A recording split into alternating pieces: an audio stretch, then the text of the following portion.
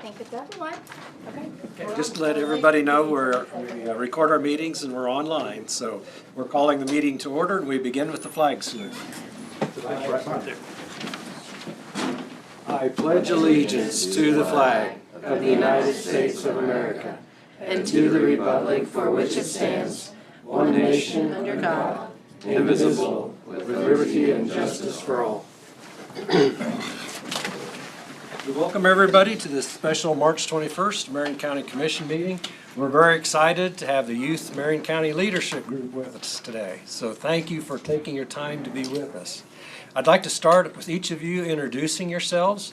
So let's start here and go around so we know who we have. My name is Colby Nafziger and I'm from Gossel. I'm Levi Schrog, I'm from Gossel. I'm Josiah Gooch from Hillsborough. I'm Luke Watkins from Marion. Olivia Carlson from Center. And Lynn Funk from Hillsborough. Anna Godinez-Vendeska from Center. Katie Host from Peabody. Samantha Mitchell from Peabody. Very good. Welcome. We're glad you could be here. So there's 5 members of the Marion County Commission. We'll let them introduce themselves. Randy? Randy Dahlke, Commission District number 3, and on your maps there, that's the south end, Burns, Peabody. And tell a little bit about yourself. What do you do? Well, I used to be a natural gas service person for 35 years, but then I retired a year and a half ago, and so I've been retired and trying to find just odds and ends and things to do and keep myself busy, so that's about it right now. Joanna, this is the 4th year. And you've been on the commission how long, Commissioner Dahlke? I've been on the commission 19 years. This is my last term, 20th in this term. I am running again. Hopefully I make it, but the voters get to decide that, so. Yeah, I'm Dave Crowfoot. I met you all this morning. I'm one of the owners of Western Associates, and I've been on the commission for 5 years. And I joined because I've seen a need to, I wanted to share some of my business expertise with the county to try to help Marion County be a better place. I've lived here my whole life. I'm born and raised in Cedar Point, which is Chase County, 6 miles east of Florence, so I haven't left home very far. Kent Becker, 1st District, which is the western side of the county and half of Hillsborough. I've been on the commission since 2016. Live west of Durham, retired banker, and still do a little bit of consult work.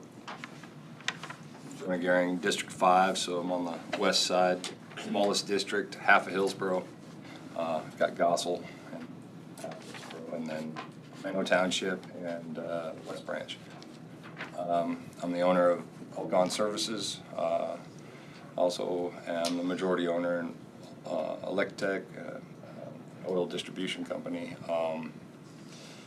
I felt the need for professional management at county level, so I felt like running. I've been on since Dave got on. We both took special seats when we went from 3 districts to 5. Yeah, just don't have enough time in a day. And since you're all younger, if any of you are getting ready to go to a tech college, perchance, I started a Gehring Family Tech Scholarship a while back, and it's only for people that go to tech school in Marion County. Okay. And I'm David Mueller, District 2. That's the big yellow area. So I've got 40% of the land mass of the county and the roads. I've been on for 3 years, so I'm the newbie. So I've had a lot to learn. I'm a farmer, rancher, so I'm outside most of the time. This is a little different venue for me. On a day like today, I'd much rather be out, maybe not fixing fence, but at least be outside enjoying the day. But as the other commissioners have said, we bring our different levels and different experiences to the table to try to make decisions for Marion County. We're also happy to have a city council member here, Tim. You can see me.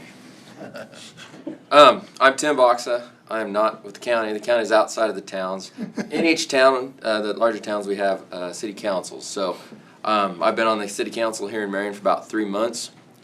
We are the same way that they are. They have to officially have their official meetings, follow all the rules and regulations of what a meeting is, and we do the same thing down at the city building. And I've been Yeah, 3 months. My wife's a physician here in town. I'm a 12th year of being a stay-home dad. We have 5 kids. But I was a K-State grad. I grew up in a small town, probably smaller than all of you are from, a little town called Cuba. And my school was so small that it no longer exists. It was called Hillcrest.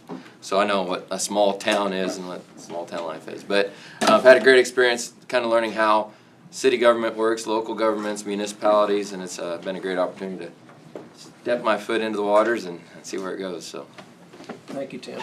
Ashley, from a different perspective. I'm sorry, go ahead. One last thing I want to say. I was in the last leadership group for adults back in November. So I went through that. Now I'm a city councilman. So you never know what's going to happen like this. So careful. Watch how well it works. It might happen really fast. There you go. Good plug. Thank you. Ashley, you're this role, not from teaching the classes, but your role here at the county. Yeah, so the last time you guys saw me was at Center with our first class. Since February 1st, I became the county clerk, and so I just sit in here with the commissioners and I take their notes. We just got done with an election, so we've been pretty busy with that. Tina? And since February 1st, I took a new job because I was the county clerk, and so now I am the county administrator, the first one we've ever had in Marion County. And so that involves trying to help the board make good decisions, managing the appointed department heads for all the departments that are not elected, and taking care of a lot of the administrative parts and pieces of the county, looking for grant money, managing projects. I'm going to take just a few minutes to kind of try to summarize what the county encompasses or what we do in this room and what county government does, and then turn the rest of the session over to you so you can ask questions. So you can see this, we'll start with the county commission. There's 5 districts. It used to be 3. The commission went to 5, which allows us to actually talk to each other outside this room. Because with 3, if 2 people talk, you have a majority. So that means if there were just 3 commissioners, the two of us could never call each other, could never meet, talk about business. You can't talk about Can't talk about business. I mean, we could go to a funeral or just talk about things, but it makes it very difficult. So I guess one advantage of going to the 5 was you can look at it different ways, pros and cons. But in any case, Marion County is one of the counties in the state that has 5 commissioners. Jonah alluded to one of the biggest changes that's happened in Marion County in the past 2 years, well, this year, is we've finally gone to professional administrative management in Marion County. And that's been a topic for at least 10 years, 15, longer, Randy? It's been a topic for a long time. Been mentioned It off was and on. voted on in 2016. Right. And then, but about 20% of the counties in the state have administrators. As I go through some of the responsibilities of the commission, you'll start to see why it makes sense to have a professional manager. Almost all of the cities, just like Marion, Hillsborough, have city administrators to help with the function of the county, organize. The list of things that Tina does is just absolutely amazing, but those responsibilities used to fall under the county clerk, who was the administrator, the county clerk, the head election official. It was 3 jobs, each one being a minimum of 40 hours a week. Now we've separated out the administrative portion of that to help provide us, and we've got an excellent person in charge of the administrative position to help us to make that transition. So let's go into the countywide elected officials. First one is the county clerk, and Ashley has that up on the screen. So the county clerk's office, correct me, is like, what? Would you want me to click on this, or do you just want me? Why don't you explain the county clerk? You mainly collect bills, and then you. So in the county clerk's office, we have our election clerk. We just went through an election, so we set up all the so that everybody in the county can vote. We have 8 poll sites. We also pay the bills for the county, so all the departments bring in their bills, and we pay those out of our office. And we also help with real estate taxes. So it's kind of the outgoing side of the bills, and making sure everything's, the invoices, records. Right. Very, very important, critical role for the county. How many millions of dollars is that annually? The annual Good budget? question. What's the annual? What's the annual budget roughly? Annual budget is roughly 28 million. So about $28 million in bills. You know, we don't spend all of the But just budget. to know what the number of bills you do. And we're at about 110 employees? Yeah, that's Okay, about 110 employees. about 110 Full-time. full-time, Full-time. about 15 to 20 part-time, and then some volunteer EMS. So the other side of the financial side in countywide elected officials is the treasurer. So the treasurer is elected by the citizens of Marion County. And the treasurer mainly is responsible for receiving money. So when you pay your property taxes, when you pay your motor vehicle expenses, so they're probably less popular because when you go in, you're writing a check. But it's, again, a very, very critical role for the county to take those funds in, to properly administrate them, to see that they're in the right accounts. A lot of verification and responsibility in the county treasurer's office. The sheriff, you've just been to the sheriff's office and jail, huge responsibility for public safety, not only patrolling and those type of issues, but as you saw, administering the jail, emergency communications, dispatch. Was that awesome or what? I mean, that's absolutely incredible what happens over there. So that's a very, very critical role for Marion County and the statewide or countywide elected sheriff. The last countywide elected official is the county attorney. They're responsible for obviously prosecuting cases in the county. So those are our other.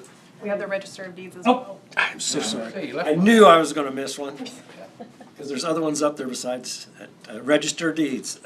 All property recording, transactions go through the Register of Deeds across the hallway.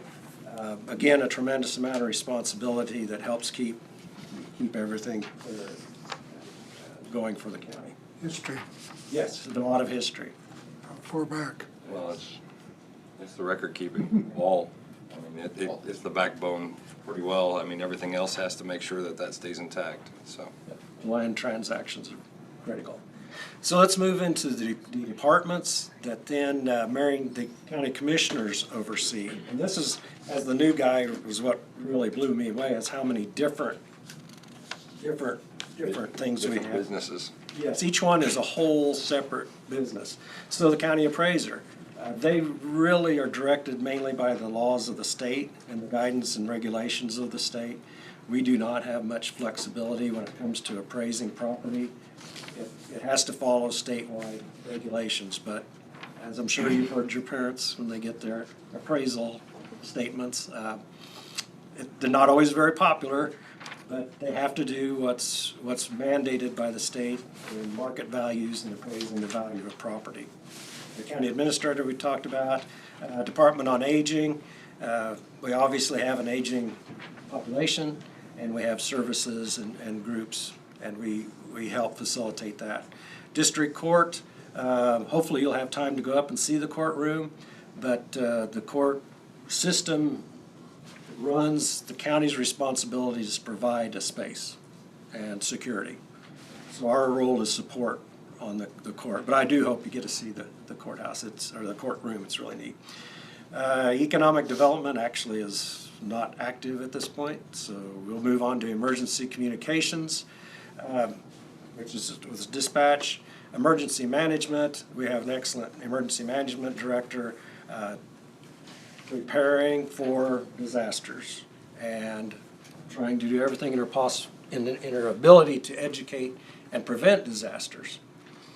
Because that's become, again, we've seen the disasters you never know when, fires. Every year we know we're going to have several terrible fires. But she helps coordinate bringing in assets from the state, whether it be the air tankers, those type of things. Emergency medical services, the ambulance service, again, critical for safety in Marion County. We have a commitment to 2 full-time ambulances, 24 hours a day, paramedics on staff. And when you need them, they're there. Absolutely critical service. Environmental health, there's a number of water quality, sewer systems, those type of things in the county. So those are services that can come through the county. Extension office, Tristan, now you're mainly no longer really under us at all. You now have your own mill levy, you're independent. It used to fall under the counties, but I think that freedom has given you a lot more flexibility. Yes, it has. And abilities to do things. It has. We've been able to hire a few more office staff or support staff within that as well. But when we're talking about mill levies, you can kind of think of that kind of like a school board and how they would operate in a sense is similar to how we would operate. But I've kind of shared with you before what the Extension Office offers. So we basically take the knowledge from the universities or from the everywhere that has a land grant university, so your public college, the ones that are in each of those states, so ours is Kansas State University. So we take the knowledge that they have and the research that they've done and then are able to deliver that back out to the public in each county in Kansas. So I help to serve Dickinson County and then Marion County. So we do anything from aging the population and helping them with fitness, with balance, with their taxes. We do nutrition education. We manage the SNAP education program. So like your food benefits or your food stamps, it's called your SNAP Ed support. We do the education piece of that. We do soil testing, we do cash rent information. There's a lot of stuff I'm missing out. We manage the 4-H program. I help to establish child care centers and help child care professionals. So we do anything and everything you can think of. We probably help to have our hands in it or help to kind of getting it going across the county. We want to bring that back with research-based knowledge to each of you. And that's the extension service. We're so fortunate in Marion County to have good people, really active, really out there in the community and really partnering. And that's what helps every citizen in Marion County, so we are so fortunate. Household hazardous waste, that's your paints, oils, those type of things. You can bring them to the facility and we dispose of those. Nice. Health department. Public health is another one. If there's a lot of issues, a lot of families that are in need, and those provide a lot of services to reach people in need for either young children, young families, some vaccination services, household hazardous waste, noxious weeds, again, musk thistles, again, you probably heard or have been out there chopping them yourself. So we try to provide spray and do some noxious weed control. Marion County Park and Lake, a real gem for Marion County, a real asset, brings a lot of people to the county. It's a beautiful, beautiful resource for us. And again, we're blessed to have an excellent director out there, and the commission is trying to support him in making improvements and making it even a better experience for people. Planning and zoning for plan development in the county, so that things just can't be built, just can't happen. There is a process, there is a system to go through, there are regulations to be met to protect landowner rights. Road and bridge is obviously the biggest. With all the miles of road in Marion County, you're gonna have to help me on that. I think it's 200 paved, 600 or 800 gravel, and I think 600 dirt. So 954 square miles in the county, and we've got a lot of miles of road, especially when you have a blizzard with wind. Northwest. Yes. Not north, or not west, but northwest. And then changes, of course, with the other direction. It's really our biggest, it is the biggest item for us in our budget and our biggest responsibility. Finally, the transfer station for getting solid waste out of the county goes to the landfill in Butler County. So that's trash. So as you can see, when we have a meeting, it's a lot of different areas, but now that we have Tina, it's so much easier. Now Tina is responsible for helping keeping us out Yeah, I of. coordinate now with all those departments that you see on the board, so. Not taking credit for it yet, but since beginning of February, our meetings have went from about 5 hours to about 2. So You could read into it however you want. Much I more. have no idea how that happened, actually. I was like, well, shouldn't there be more on the agenda, but no. But her job went from 8 hours to 12. Yes. Well, and actually her 3 jobs, now she has 1 job. So, Yeah, we're figuring all of that out, how it's gonna work. So it's just brand new. We've never had an administrator here before, so. all right, so now the fun part. What are your questions? Fire away. Do you feel like you understand what commission does yet, or are you a little like murky on that? Maybe a little murky on Yeah, that. Can you so- say like day to day, like what does a meeting look like, or what is the importance of holding a meeting and holding discussion and items that you would need to vote on or to take action on? What's some of that? I've talked enough, so yeah, Randy? Right now, let's just look up there at the health department. Health department has moved around since I've been a commissioner from the building on Main Street over there, the Bull Run. Bowling building over on the corner, limestone building. We got rid of it because it looked like it was too expensive to repair. They moved up to by the hospital, moved into the old clinic building up at the hospital, Marion Hospital.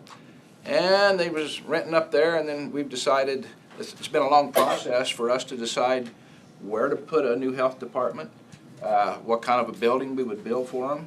And we just now are in the stage of, we okayed the vote, or the bids for a new health department, which will be up on Main Street here in Marion, where that Smitty's station was on the north side up there, right by the school administration building.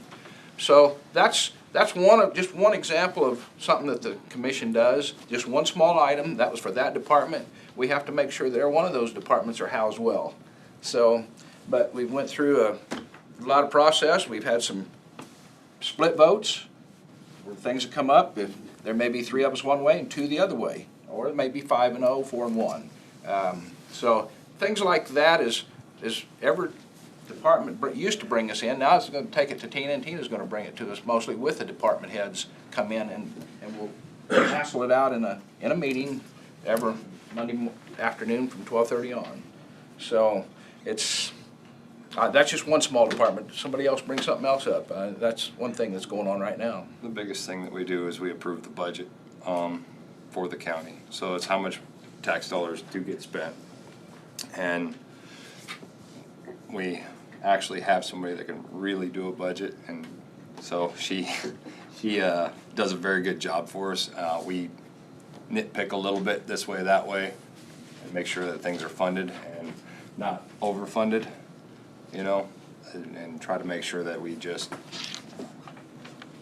do what's necessary. Yeah, that's probably the biggest thing. The second most biggest thing is for policy. So on how the county government is supposed to run and the policies that everybody has to go by. So those are the 2 biggest things for sure. If we had a formal policy statement, you paint a broad brush of what we do as county is to protect the health, safety, and welfare of the citizens of Marion County. And that covers all of those things.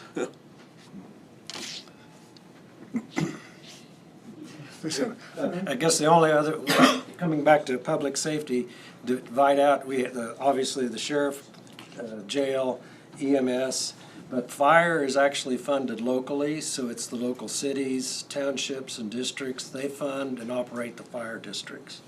So that's still a local funded operation and almost entirely volunteer. They operate under the umbrella of the sheriff's department too. Yeah, there's cooperation between. A lot of cooperation. So our emergency management usually steps in and ties all those departments together, so that way now there's intention. So they work together rather than work against each other. You'll hear cooperation and partnerships a lot, because that's what we do, is try to work together.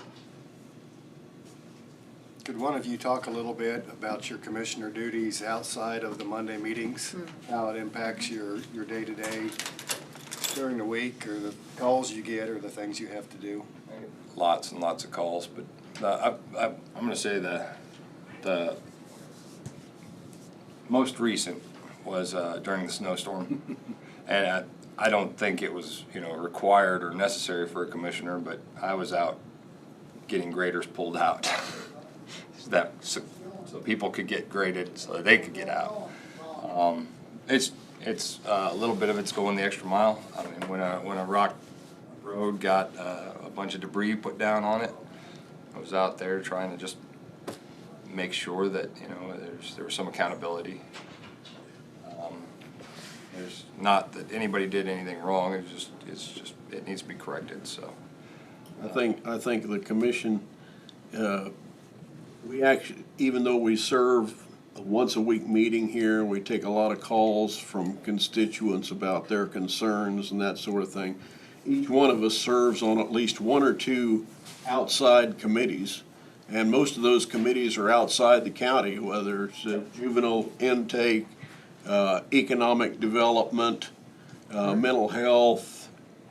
We all serve in other capacities, so I think each one of us probably have at least two other boards that they serve on top of that. So we have a lot of responsibility. It takes time. And that's, also we see the public every day. Every time we get gas, every time we go to the grocery store, go to the drugstore. So I think all of us do a lot of visiting with people just to get their opinions and to see what else is going on in the county. Because if you ever see any of us, we don't know what's going on unless somebody tells us. If you see something, kind of like school now, you see something, say something. Because that helps us govern later on. Because I think we all take all the pieces and hang on to them until we can assemble them and make something out of it. You listen to everybody's story, because there's always at least four sides to every story.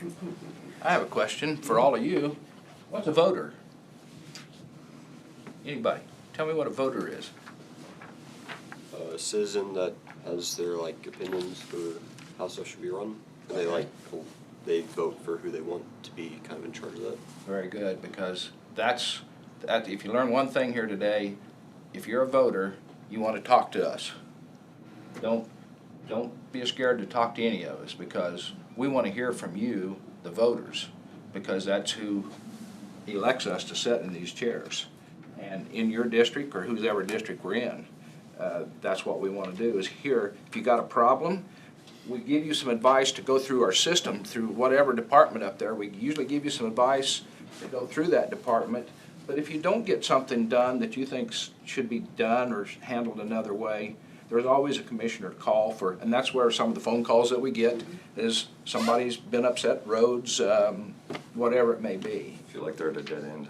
Yeah, things like that. So, but I want you to remember, if you're a voter, take that responsibility, because that's what's given to you. That's a lot of people has died to give us the responsibility of being a voter.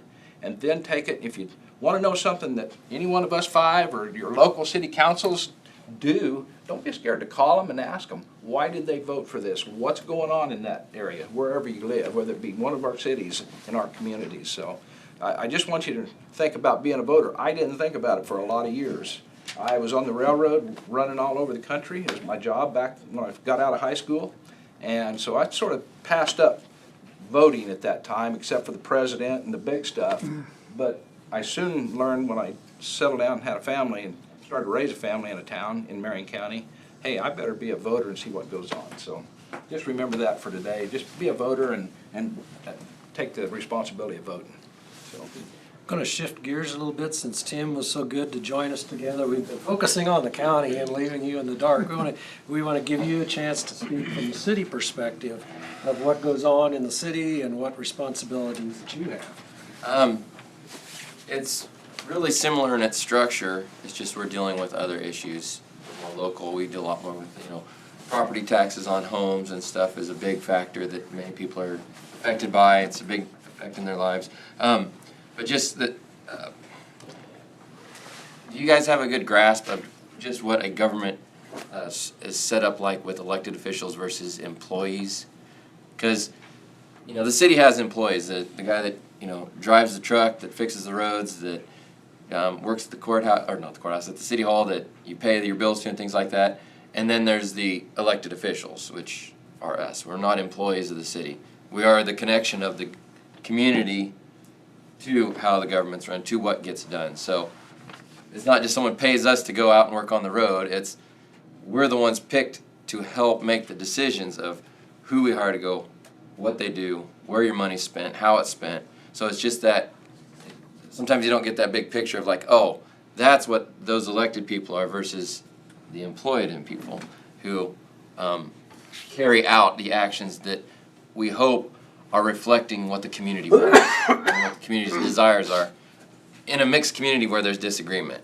So we try to do our best to be that cohesive group that's going to reflect what the community wants done or what the county wants done with the resources we have to spend their money, their tax dollars, to go out and actually do what needs to be done or protect them in the ways that help make our communities better. So. And the whole purpose of government is service provision. So how do you fund the services that the citizens need? And that's through tax dollars. And that's the only way that we receive that kind of funding. So the whole idea of a local government is to provide services to the citizens, to provide roads, to provide health services, to provide all the things that citizens need. And local government depends upon property taxes. So cities and the county, our main source of revenue is the property tax. We get a little bit of sales tax. The state government, their main source is income tax. Income tax, and then a larger portion of the sales tax. But most of your property taxes, about half of your property tax goes school. Yeah. So that's the other thing, is to split out. If you live in town, you're paying a portion to the school district, you're paying a portion to the county, and you're paying a portion to the city. So, and then there's the fire department has a line, and then there's the extension has a sliver in there, and then there's all these other little districts that all add up. So it's the total property tax doesn't just go to one entity. It's divided out between multiple. So really, your job is to determine the best way to spend my money, right? I mean, I give my taxes. The needs. Yeah. We have to determine the needs. As Tina said, determine the needs and then how we're going to fund those needs. But we've got to be mindful of the taxpayer. Right. So how many? It's still time we have to meet those needs. So how many times have you felt like there was a need? And you guys, I'm not being aggressive. I'm sorry, David. I come off really like a hurricane. You guys know me. I walk in a room and explode.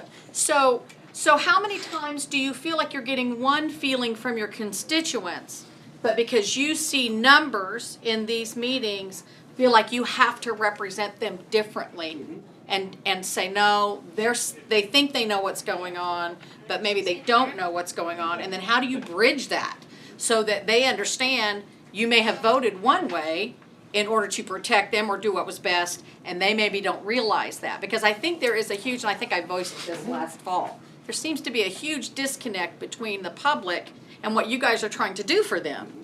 How do we bridge that? It all communication. Communication. Commissioner Becker hit it right on the head. And that is something that we struggle with terrible, is how can we get the word out?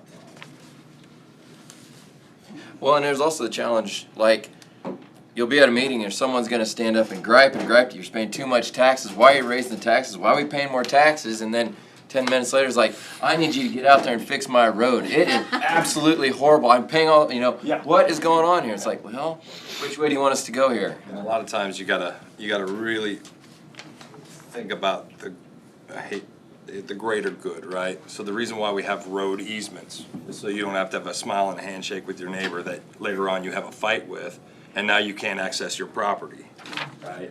We have to make sure we maintain all public. And sometimes it gets a little bit, we all guilty of this. I get on the oil field kick, right? The oil leases, and we pay a lot of taxes, right? And we want some gravel roads and yada, yada, yada. It's not a pay-to-play system. It is a pay for all. So you have to make sure you're covering all. One thing you might remember is we got somebody that watches over us. We have to do things under the state government that meets that. And one example of what you just asked is we couldn't convince when this jail was set, the old jail set right here to the backside of us. This new jail set's over there because the state and the government said that our old jail was no good. So we had to build a new one. We kept getting these kind of things, or they was gonna have to transport prisoners out and stuff like that. So we had to make that decision to build a new jail. And we failed the first time. We designed a jail to make money back in the, let's see, I was in about 2007 or 8, 9, somewhere in there. And we designed a jail that was to make money, take in prisoners. Well, the public did not want it. You, the voters, did not want it. They wanted something that did just what Marion County has. At that time, we had an average daily population of 7 to 10 prisoners. Now we've got an average daily from 10 to 13. So we're increased, I don't know what they said, the daily. Oh, it's up a little higher than what I'm thinking, okay. So we had to decide and make a jail conform to what the public wanted. They voted on it. The first time they turned it down. The second building that we put up there for the vote, it was passed, and that's what was built. So I can't remember, was the first one supposed to hold more prisoners Yes, that could be coming from other Yes, counties and have different levels of crime or felony? First one was designed for 76 beds. That's right. This one's 34, I think, at maximum, so 32, somewhere right in there, so. I do remember all of that debate, and I was fairly new in the county, and I remember the conversation about safety issues and the difference between how much income would be generated opposed to how much it was gonna cost. Yes, yes. Mhm. Right. So that's an example of what you were talking about, to where the voters said, no, do something for us, and that's what we did, so that happens. I love that example, that's a good example. Tina, how are we on schedule? Can they still get to the courthouse or I courtroom? have a question Yeah. before we get to the courthouse, just All to right. kind of wrap us up within Sure. this. Okay. So a lot of what we've been talking about with the leadership program, especially for youth, is leadership is a verb, it's something that you are doing. However, you're all sitting as leaders, you've been elected. In a position. You're sitting in a position of leadership. So what's a skill or a quality that you had to have by doing leadership as a verb? Meaning, have you had to have a lot more communication and build your ability to have that relationship or communication skills? So think on it. Tina, do you want to start with you first, since you've probably already thought through some of that? Probably my biggest action word is listening with an open mind and trying to set my own, beliefs and feelings over here to see what the other people have to say and to really try to just listen openly. I mean, because that's probably a big one for me. I am fairly new at this, but I would say listening and communication. So. I'm gonna pick a different word since we've used that so much. Learning and education is actually educating yourself about what's going on, all that stuff. When you jump into it, you just don't know it instantly and know all the background, all the understanding of it. So just taking the time to go and dig into what you don't know, instead of just saying, I don't know, and actually figuring out the best that you can so you can give a good answer when it's time to communicate it. Communication is my favorite, but I'll go with servant, because that's what we really are, is we're servants. We're elected by the people to serve. And so that's what we need to do, is we need to be concerned, we need to be interested, we need to listen, we need to do what we can to do what's best for the community as a whole. Oh, that's valid. And I think the question went back to what does it take to get to this spot? And some public speaking for sure. The ability to understand numbers and know that when people want something and why, and then giving the benefit of the doubt when you don't quite get why they did something or why they want something. Give them the benefit of the doubt and try to hear their side and inject a little bit onto how it could get done. There's no specific job or occupation that's gonna qualify you for this job. What it is, it's a willingness to serve. You learn, you're in high school, you're taking math classes, you're taking maybe an economic class or something like that, and yeah, all that is good. But if you're willing to serve, you're willing to listen, and you're willing to take time, like Tim said, learn things, you be sitting in one of these chairs. That's why I applaud all of you for being part of that class, because you're the ones that's going to be sitting here one of these days. You're going to have to be. We're going to be too old or dead or whatever, sir. I feel like I'm self-taught, because I've worked with 40 women for over 45 years. So I've learned I've been in sales, I've been out, traveled all the roads in Kansas, selling merchandise, which you've seen some of the Western Associates. So I'm kind of a people's person. I don't know a stranger. I'm not afraid to crawl over the fence and talk to the farmer about something. Or I've even walked into a lot of governor's offices and talked to them. And so everybody's kind of created equal. So I've learned on the job, and I listen well, and I try to assimilate everything I hear from everybody else. And I hope that you all will keep on trying to learn and join the leadership people. Don't be afraid to speak up. And just, we appreciate you taking this and hope to see you here in 10 years or 15. I'm gonna accept everything they've said so far, but I wanna know you, and I wanna know you and the rest of you. And I want to know what you want done.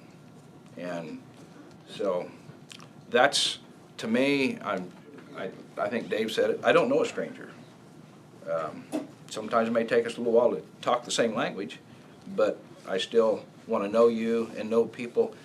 Yeah, I've got the one district, but I had a job that was traveling the whole county, except for the very west side and the very south end, Burns. It wasn't in my regular job. But I got to know a lot of our county, and that helped me know why the north end of the people was headed one direction, because we're split in Marion County. 56 Highway is the split line, but anyway, the south end and then the middle, how we all combine together. And that's what I wanted to do, is put us all together, work for the same thing, and do that. I've got one question for out of you students here. Anybody that has a mother or father working on boards right now, stand up. Serving on some sort of a board. Some sort of board. Cool. There we go. That's good. Cool. Thank you very much, because I knew one would stand up for sure, and that's this one. I know her mother. She's on the Burns City Council. So anyway, I appreciate that, your folks, your parents, and you need to appreciate that too, because and someday, just what they all asking of you guys, stand up and take a job. And it's not much pay. Some of it's not no pay. You just do it. So. Any of you in student government? Say that again, Jonah. Student government. Student government. So you're already starting. So I'll say one thing about my job, my new job, is I think my biggest role is to create a safe space, because I'm over those departments you see on the board now, mostly. And so if I create a safe space for them to lead and do their job, then I feel like that's my job. To help empower them to do what they need to do, because they have the skills they need. So, just like you said. You were saying earlier, just last thing. Best way, if you know a Fortune 500 company or anything like that, like Nike or whatever, they have boards that look over their CEO, right? So that keeps the business going in the right direction, or the profits in check, or, well, it relates to the government, right? We're elected to be the board to make sure that there's no profits. It's for the citizens. So that's another way to think of it. Okay, do you still have time for your courtroom tour? Yeah, we can go up there and look. All right. Well, thank you all again very much for being here, everybody. You too. Have a great day.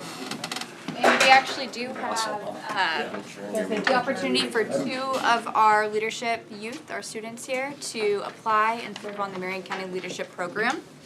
So they would be a part of the committee itself. So that's something that is a new opportunity that we're hoping to gain from this.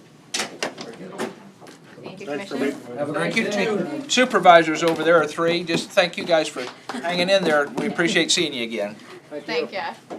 Glad I moved. Second. Sadly, I'm all. Okay, all right. Have a good one, bud. Hey, You just voted it 1-0. only one. Yep. Yep. See you again. Yep.